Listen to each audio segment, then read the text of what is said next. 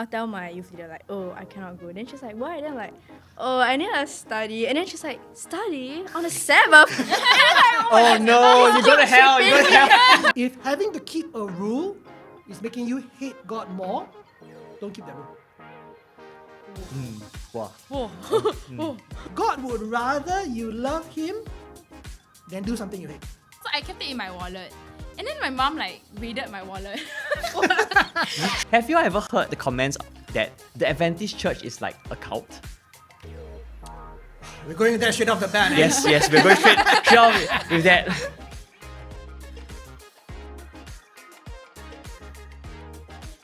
Hello everyone, welcome to the first episode of Head to Heart. Head to Heart, a Christian podcast for young people by young people to help move our faith from our head to our heart. I'm Rachel, I'm a student, and I'm from Balestier Seventh-day Adventist Church. I'm Daniel, I'm a teacher, and I'm from Thompson Chinese Church. We hope that through our conversations, you'll be able to resonate with us and learn more about this God that we worship.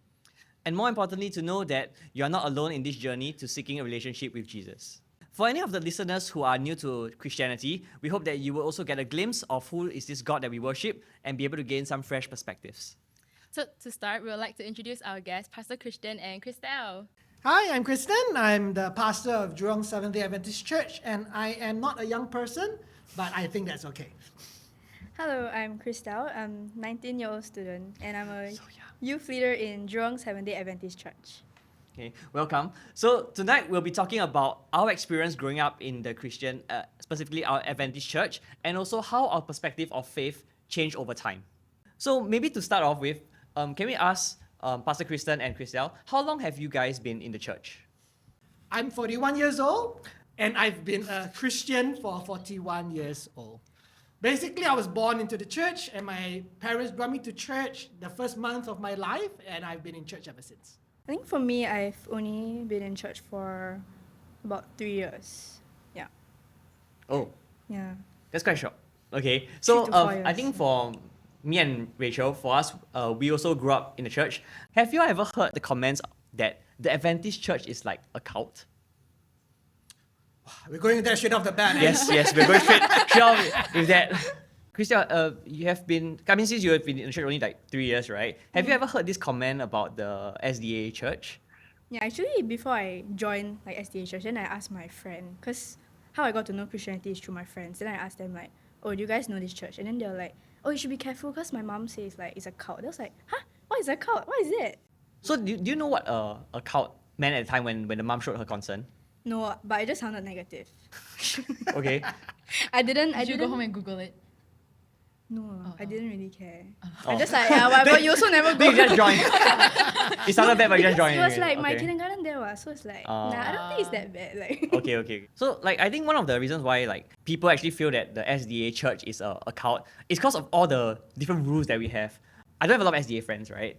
And so when I share about SDA, then they will be asking me, oh, so what do you do, right? As I was growing up, it was a lot of I can't eat this. I go to church on this particular day. To them, a lot of them are like, huh, how come your church so strict, man? I'd like to give a little explanation beyond the rules. It's true, the Adventist church perhaps is known for having a lot of do's and don'ts. But I feel one of the reasons also that people think we are a cult is that once upon a time, our church was put into a book of cults. Oh. But when our church leadership came to know of it, we actually wrote in to tell them that we're not a cult. Listed the reasons why we're not a cult, and they actually removed us from version 2 of the book. But guess what? Everyone that read version 1 of the book doesn't know that. So I mean, it's just one of the reasons why people assume so. But a lot of this is misunderstandings. The first time I felt different was, I'm not sure if y'all remember, there was this GEP streaming thingy in primary 3. The gifted program. Right? Yeah, Gifted yeah. program. Like in primary 3, you take the exam. Sorry, I didn't go Aiyo. there. Hey, generation gap. New generation. We are not smart enough for that.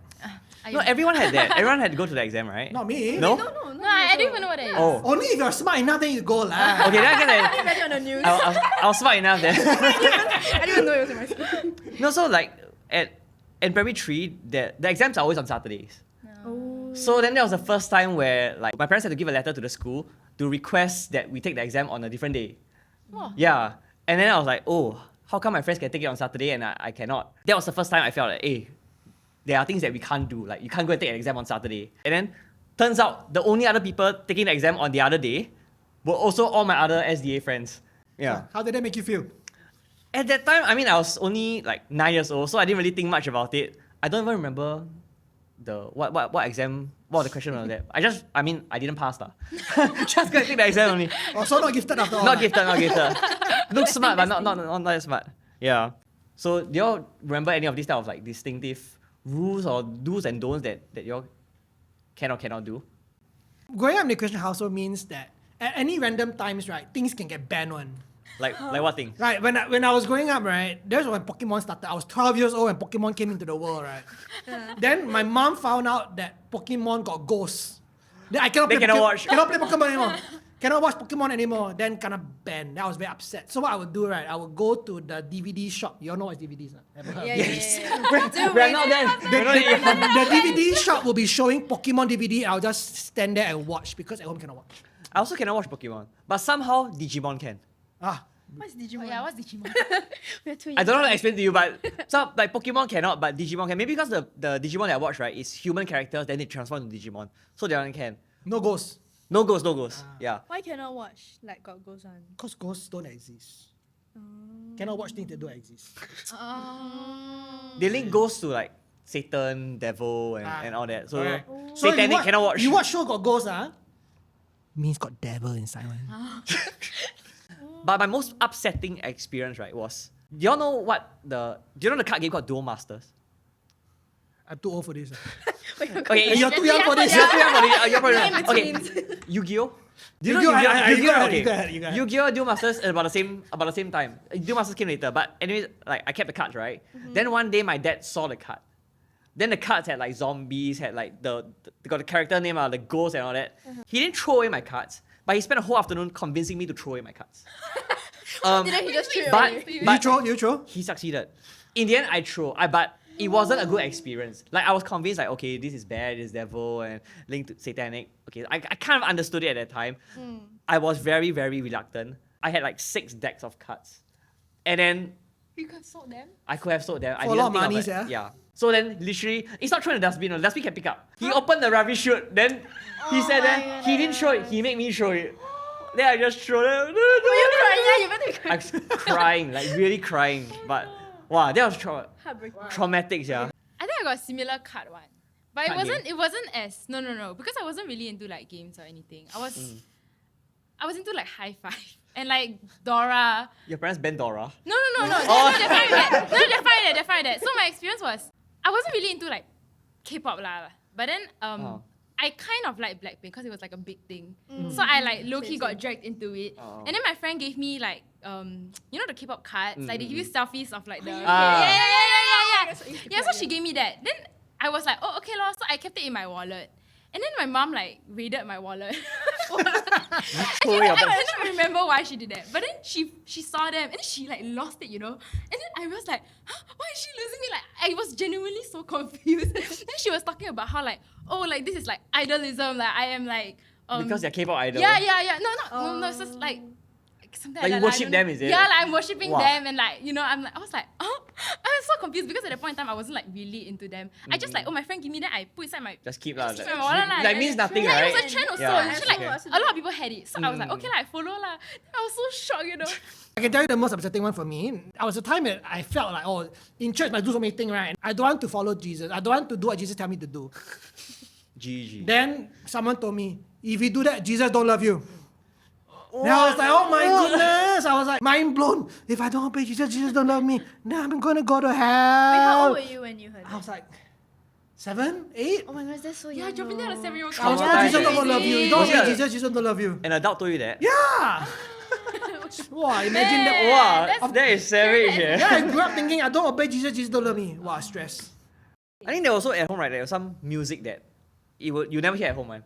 My dad, he kind of feels that as a Christian household, we shouldn't be listening to like rock, heavy metal, or like just even like music with like a lot of drums, right? Like he doesn't like it. So I grew up listening to like hymnals, and then yeah. Wait, why cannot drum? Like partly it's like personal preference. Because he doesn't drums like. is the devil. Pastor, don't scare us. Really, man? Like Okay, it sounds like we are kidding, but people sometimes genuinely believe that the drums are used to summon devil. Oh, I'm serious. That's what people feel. Some people feel. Huh? Then like that. But don't your church play drum? Okay. 40 years ago. Okay. Okay, things are different now. Like my mom has come a long way. Like I mean, growing up, I faced a lot of these challenges, right? Then my sister can listen Taylor Swift, no problem. So I think a lot of times our parents also they evolve in their understanding, and our churches evolve, and people evolve. But it's just that when growing up, we face all these things, lah. So the older generation still believes that in church. I don't know. Maybe they'll stop coming to my church, lah. I would say that there are some people that still do. But for your church, you're okay. Like, I mean, as a pastor, you're okay with like. Oh, my drums, church has drums, lah. Okay, My but no problem with drummer's the cameraman now. Okay. Yeah, but but different churches have different beliefs. Different people have different practices. It's perfectly fine. It's okay. I'm just sharing you a bit of the background about why some people are so against. Not everybody believes that way, and not the entire older generation believes that way. Also, I may not have a job when this podcast comes out. So I'm trying to make it clear that I don't want to generalize everyone. I'm just trying to explain why some people might feel that way. I think for me, it was playing games. Oh. Yeah, I was an iPad kid, so I always play games on my iPad, or I watch like Blue Clue or whatever. But then on Sabbath I couldn't. So as a kid, I didn't understand. I was like, why cannot? Yeah. So I always felt very bored on Sabbath. Yeah, my mom always told me like having quiet time is good, but I never understood that. I felt like no, I want to do things, but I felt like I couldn't do things. Yeah. Regarding like Sabbath, right? I think my parents they were quite strict. So both my parents are Seventh-day Adventists as well. Other than not being able to study, I think it's the same thing, right? Like no TV, no computer games. I think last time I can't even do sports on Saturday. Friday, 7 p.m. you must come home from soccer. Like you can't be with your friends anymore. It's like Sabbath has begun, so there's time for like freedom. It's the end of the fun. Yeah, freedom over. Come Fun home. is over. Yeah. And then Saturday we go church. Then afternoon you can't do anything, right? So what do? Take a nap more? Sleep So you just find a place in church or at home, just sleep. Then after that, 6:59, 7 o'clock. Wow, hot that was actually what Christianity was to me. I actually thought that all the do's and don'ts, right? It's like a checklist. If you do this, you're good. If you don't do this, you're bad. After you came in, you went through Bible study and you kind of like learned what the church believes and all that, right? So after knowing all these things that we so-called can do or can't do, did that change your perspective on like, hey, did I really just sign up for this? Or like, did it kind of like reinforce your friend's mom's notion of like, oh, this is a very strict cult? When I first joined, because I was Sec 3 going to Sec 4, so I had to take my O-levels, right? Yeah. Yeah, so then, back in those days, I would study like every day, even on Saturdays. And then I used to have tuition on Saturday. Yeah, so then when during Bible study, my Bible study teacher was saying like, oh, usually Sabbath is a day where we take rest. So like we don't study, usually like we spend the whole day in church. And I'm like, oh, like what is this? Culture shock. Yeah, so that was difficult for me at first because I was very used to like the momentum of studying like every day on like weekends. Do you enjoy not being able to study on Saturday? No, at first it was difficult because I didn't know what to do. I was like, I was bored, and then the only thing I could do is to take nap if there's nothing in church. So I go home and take nap because like I was like, oh yeah, true, like we can't do anything. Like it's a day for God, right? But I also don't know what to do. Then I just like go and nap. I think at first I kind of agree with how you guys felt. Like it was a bit restrictive, and I felt like, oh, I don't understand why we have to rest on Sabbath. I didn't see the purpose or a point. But I think after a while, there was a period where I got quite burnt out. Yeah, then I was like, oh, is it because like I never take a break on Sabbath? And then even on Sabbath, I'll be thinking about like my schoolwork. So I can be in church, but like my heart and my soul is at home. Like, oh my gosh, I haven't do this TOS, haven't do this subject. Okay. And so I was quite worried and anxious for my studies. But I feel like ever since I started praying or like spend more time, or when I spend more time in church, that helped me feel more at peace. I feel it's always very interesting that inside the church we feel that it's so restrictive. But yet there are people that want to live this so-called restrictive life that we live, just like Christelle, who has chosen to come in and she's happy, I hope, because she's from my church, so I hope she's happy. And she's happy in the church and she's chosen to even become a youth leader and share this with other people. And I feel that is because we have a wrong perspective. See, the church is not meant to be restrictive. It's actually meant to bring freedom. The Bible actually tells us this. If we look at Galatians 5:1 says, "It is for freedom that Christ has set us free. Stand firm then, and do not let yourself be burdened again by the yoke of slavery." The context of this was way back then, just like today. People who wanted to believe in God had a whole long list of rules that they had to keep. And that made them slaves to these rules. But Jesus said, "I came to set you free, to give you freedom." And what Christelle said just now is actually very interesting because she used to study 7 days a week. And now she studies 6 days a week. And one day she's free. And I think that freedom is a freedom to not study. We think of sometimes we think of Saturday or Sabbath like a day we cannot do all these things. But actually it's meant to be a day of freedom. That's how God designed it. The Sabbath day was made because God rested on the Sabbath day, and He's instructing us to rest. We're not made to work or study 7 days a week. Our body's not made that way. We will fall apart. And I remember before I became a pastor, I looked forward to the Sabbath. I still do as a pastor, don't get me wrong. But now it's my job to do that. So means now you have to work on the Sabbath as well. But before that, I will work and I work and I'll be so tired. And then I'll say, 7 p.m. Friday night, no more work. I'm done with all that. I'm going to put all this aside. And I'm just going to focus on God. I'm going to rest. I'm going to go to church. I'm going to hang out with my friends. I'm going to get rid of all the stress that's been giving me every day, the whole week working, or the whole week studying, and I'm going to focus on God. And that's freedom. I think my appreciation for specifically the Sabbath, where I supposedly can't do anything, I appreciate it so much more as I was growing up. Especially after uni, I told all my group mates in uni, from Friday sundown to Saturday sundown, don't contact me about work. Don't ask me about projects or meetups and all that because I will not be available. And I was really firm about that. And I really appreciated it because it really allowed me to, just in a way turn my brain off for that one day to relax and recover and to spend time with my church friends, spend time with God. And even now, as I'm working, my appreciation for this Sabbath rule grows more and more. My friends sometimes make fun of me, not make fun of me, but when I tell them that SDA, right, then it's like, "Oh, you don't eat this, right? Don't eat that." In one of the things that very distinctive about the Seventh-day Adventist Church is the things that we don't eat. That's right. Right? We follow the laws in the Bible, which talks about certain foods that we don't eat, namely like pork. We don't eat crustaceans. Have you ever felt that wasted? I can't eat certain things because I am in this religion. Like restrictive again. Yeah. All my friends eating this 烧猪, then I cannot eat.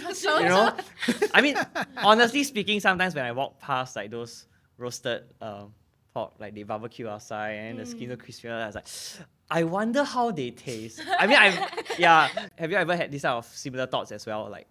Curious about the things that you can't do in a sense, for food. We do feel that way. I remember I grew up vegetarian. My parents are vegetarian. I've tried meat before and all that.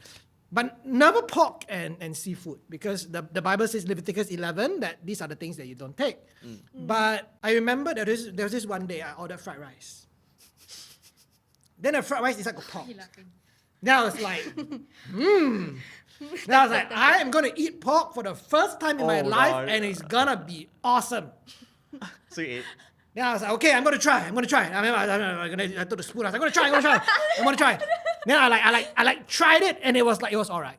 It wasn't this mind-blowing heavenly experience I thought it was going to be. Maybe they didn't cook it right or whatever. I heard there's great pork out there, but it wasn't that. And then immediately after that, I felt I was going to hell.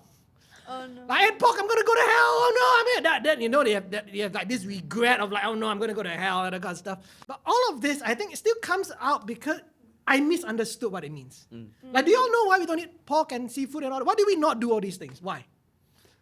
I think there's some health reasons, right, about how certain food are also... But Bible never say, no? Oh, implied. Bible never say, thou shalt not eat pork and seafood so you may be healthy.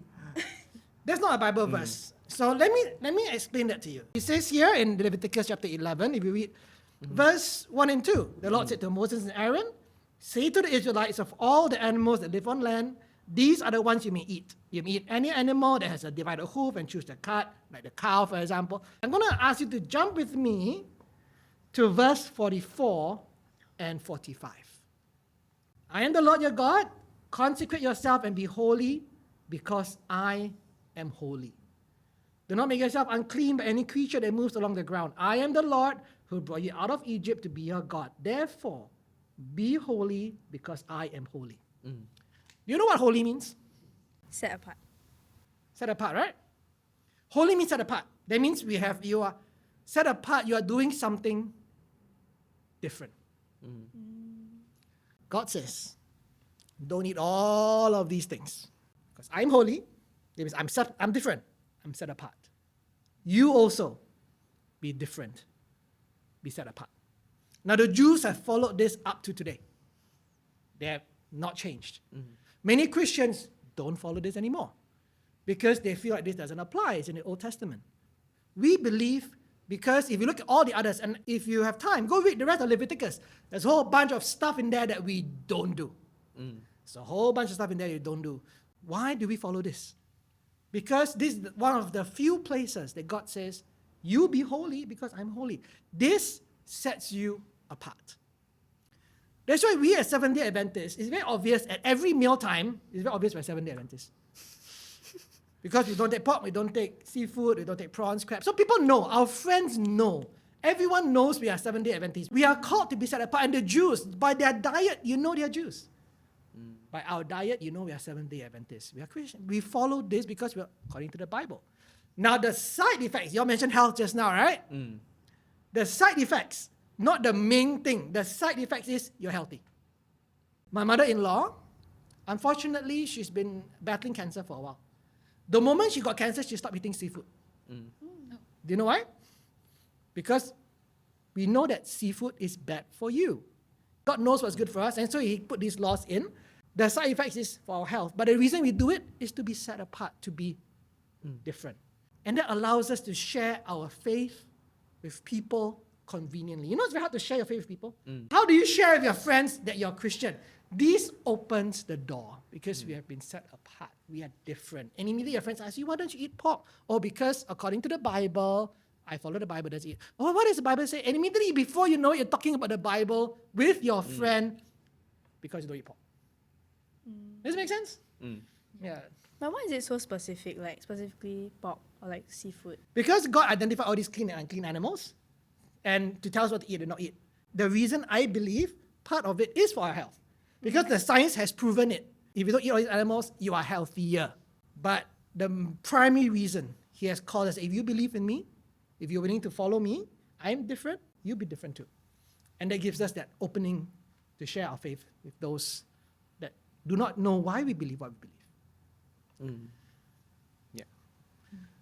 So I think when we talk about like Sabbath, when we talk about the dietary restrictions and all that, my perspective of Christianity or even religion as a whole was about the things that you do. Like, I am a good Christian if I follow these things, if I do these things, or if I don't do these things according to the Bible. Did y'all have this perspective of like, oh, I need to follow all the rules because this is what makes me a quote-unquote good person? Yeah. Were there ever these thoughts, and at the same time ever felt like guilty, or like do you make it your aim to I must follow these things to be a good Christian? I think when I first joined the church, then I sort of know like, okay, like Sabbath is a day for rest. Like shouldn't be studying, right? Okay. So then there will be some times where the youths have afternoon activities. And then I'll tell my youth leader like, oh, I cannot go. Then she's like, why? And then I'm like, oh, I need to study. And then she's like, study on the Sabbath? And then like, oh no, you go to hell, you go to hell. You are going to hell. I'm not that extreme where like I'm going to hell. But it just guilt trips me. Then I'm like, okay, you know what, maybe I'll just go. Like, okay. Yeah, but there are some days where I really like cannot. Like, let's say maybe the next week I have an exam, then I haven't studied at all. Then I'm like, okay, no, cannot. I'm gonna go home, guys. I'm not staying. But then I'll still stay lah. But to be fair, because I was there, to be fair, right, she's very easy to convince. Oh no, okay. Actually, in her heart, she don't study one. She want to stay in church one. We know we just need to talk her a bit, she should stay with us one. Like that lah, master. Okay. I think that's different, because she's coming in new as her first generation. Her first thought is not, I'm going to hell. I don't think that.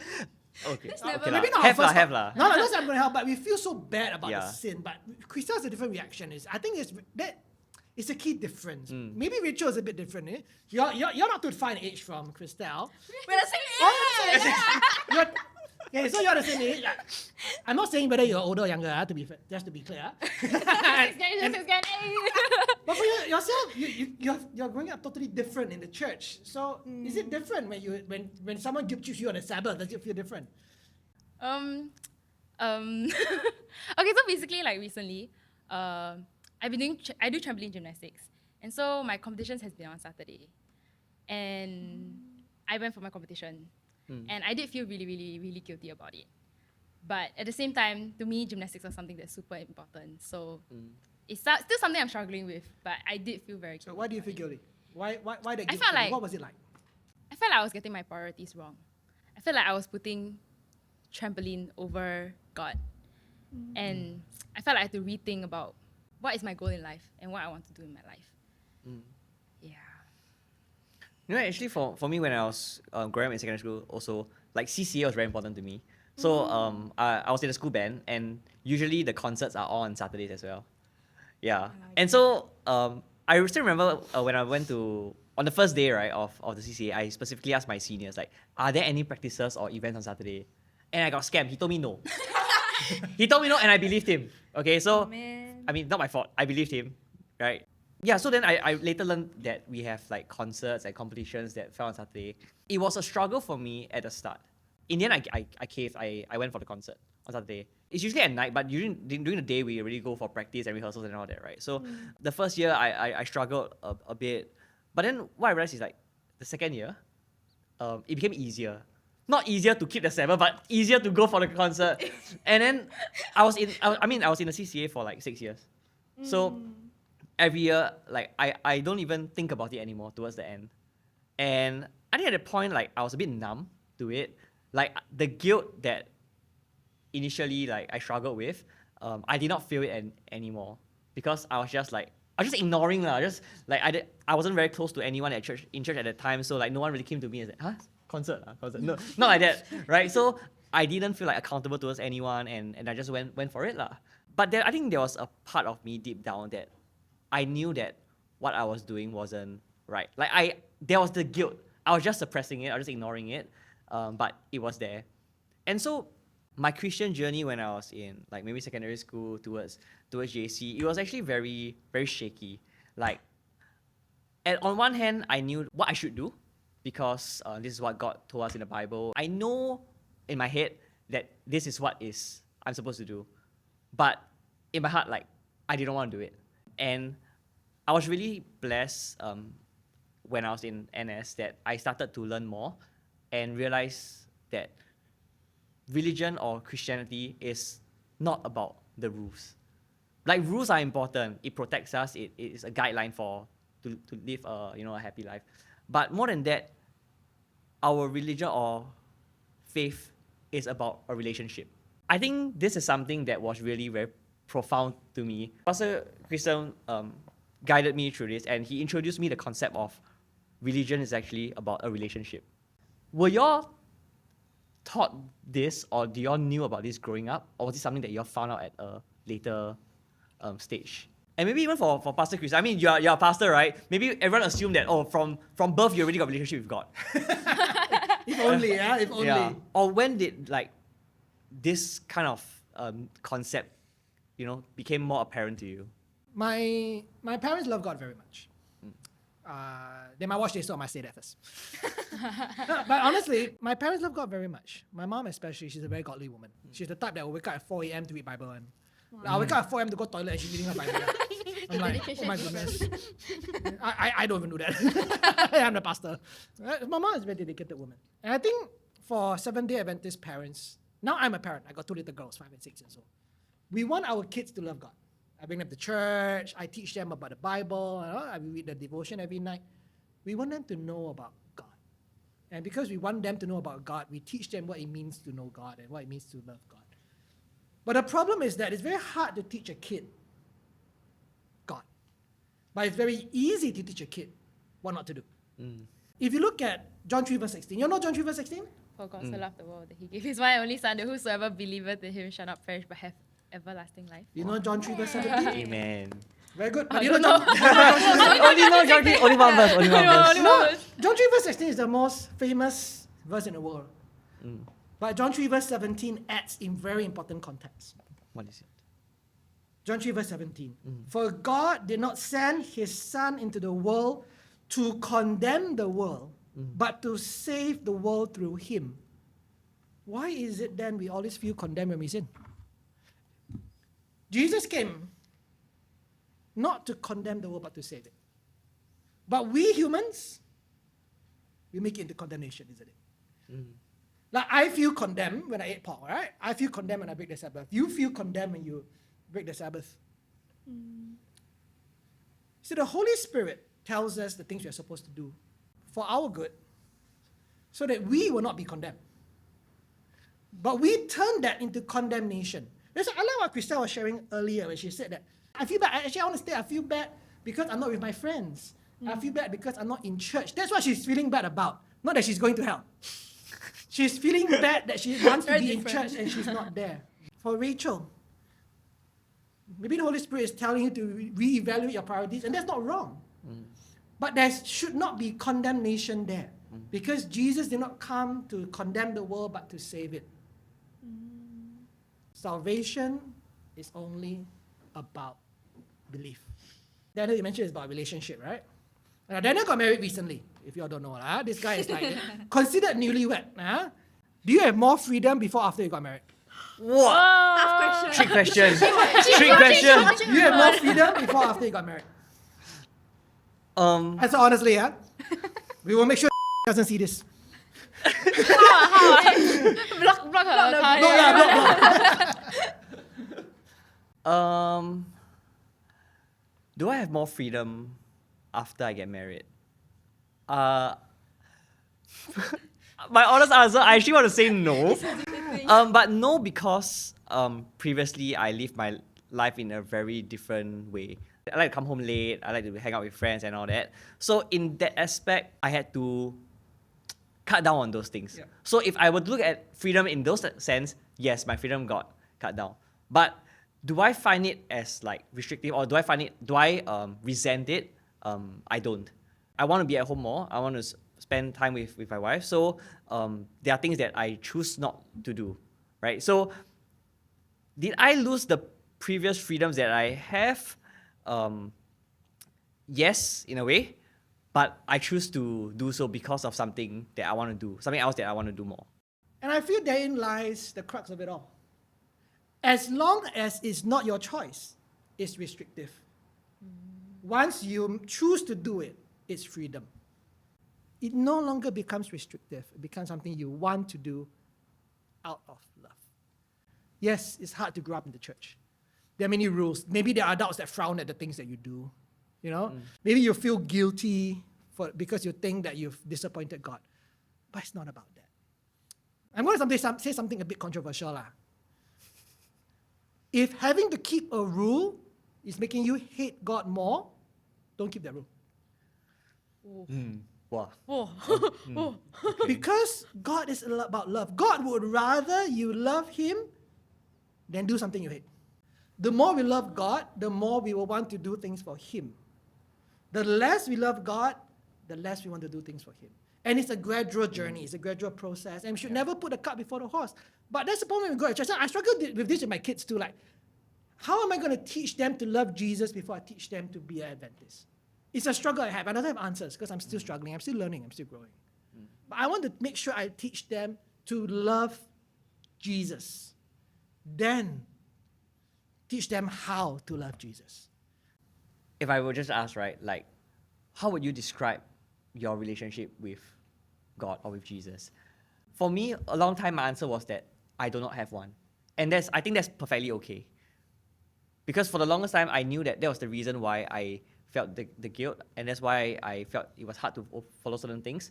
But it's precisely because of that, because I did not have a relationship with Christ. I didn't even know what it meant, right? Until I grew up. Like Pastor Christian said, it took like 20 years. I think it was only in my early 20s that I also start to figure that out. Like, I wouldn't even say that I figured it completely, I'm still learning. But that's like, it opened a new door for me. Yeah. So what about yourselves? Like, how do you feel with regards to this relationship aspect of faith? I think when I first came into, like when I started Bible study, my Bible study teacher also mentioned like, oh, like believing in God is also having a relationship with Him. And I was like, oh, relationship? What does that mean? right? Yeah, like so weird. Like Yeah. relationship with someone that I cannot like see. That was very, yeah, that didn't make sense to me at first. Then when I first started praying, I was like, are you sure He's hearing? Like, there's nobody here. Why are you He's praying for one, right? Yeah, I was like, are you sure He's praying? He's like, yeah, just pray. I'm like, God, are you oh, listening? okay. Yeah, so there are times where it's weird because to me it's like, oh, if I can't even see my friend, how do I know my friend is listening? Yeah, but then I think over time, maybe like after a few years of being in church, I just treated God as like a best friend. Yeah, so just like how you would tell your best friend everything in life, then I also tell God like most things in my life. Yeah, so for me, that's how my relationship with God looks like.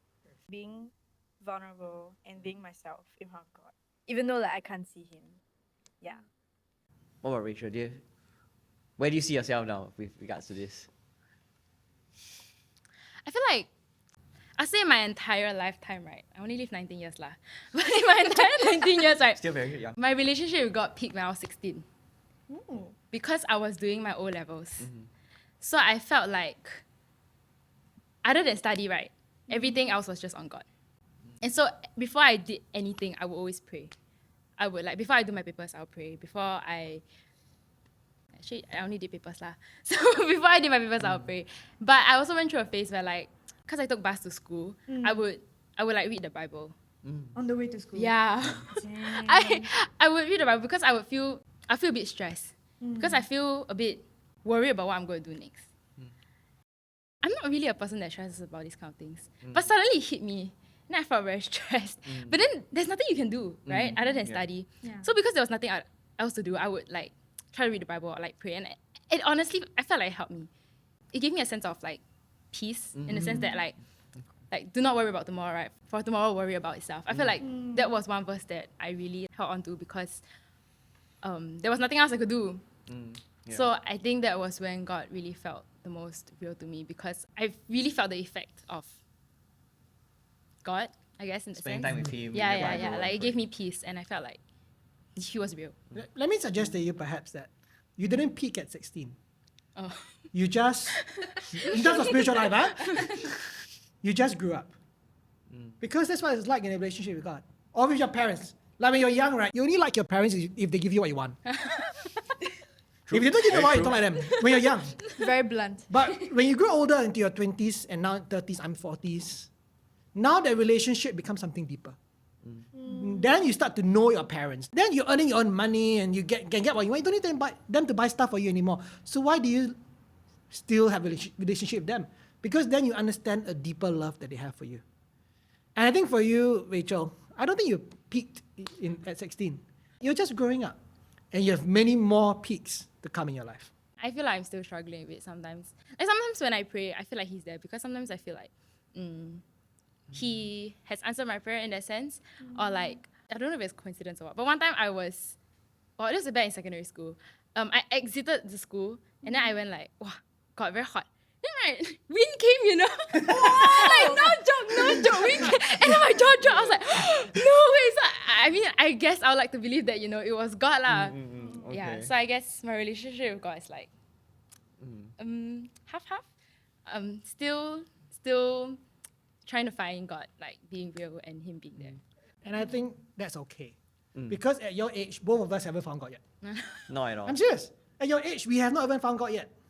So you still have a lot of time. I would like to give an illustration. You see, for people like Christelle, who have chosen to come to church, God and her is like she married out of love. I mean, she got to know God. She went through Bible study, and then she said, "I'm going to choose you, God." For the three of us, it's an arranged marriage. Arranged marriage. It's like this is your God. Okay. Now we're like born, right? Oh. Like arranged marriage. Like you get arranged marriage. This is your wife and this is your husband. Make it work. For second generation, that's what it's like. And we don't know this God, but we're already married to Him. And we have to spend the rest of our life trying to love this person that we don't know. Christelle got to know the person and she chose him. We didn't know. It was thrown at us. But like for Daniel and myself, I think we have come to love this God that we married in an arranged marriage. And I believe for those of you out there who's searching for this, if you're searching for this relationship with God that you want to know and love him, you can too. And if you are still young and figuring out, we were young and it took us a long time to figure out. It's really okay. And maybe this podcast can help you. So I think we really covered a lot of ground today on what are the rules and how we grew up thinking that faith and Christianity is just about doing the right thing or not doing the wrong things, right? But more than that, I think faith is about starting this relationship with Christ. And it's really not easy, right? We might struggle sometimes to even, what is this relationship we're talking about? What does it even mean? Okay, but I think that's why it's a very interesting and fulfilling journey to be on. And there's so many of us who are still on this journey trying to figure out what having an authentic and real relationship with Christ truly means. And we're going to figure it out for the rest of our lives, I think. Yeah. And so anyone who is hearing about this for the first time can also join us on this journey and we'll figure it out together. Yeah. So I'd like to thank Pastor and Christelle for joining us. And I'd like to thank our listeners for tuning into the podcast. And we'll catch you on the next episode of Head to Heart. Ain't no bye. Bye-bye. I had a friend, no name dropping, but I had a friend, she cannot eat chocolate on Sabbath. I mean, not on Sabbath, she cannot eat chocolate in general, sorry. Wow, is that one special day cannot eat chocolate? Cannot eat chocolate at all. But then I could eat all the chocolate I wanted. Yeah, then I felt a bit blessed in that sense. Because you can eat chocolate and she can eat chocolate. Wow.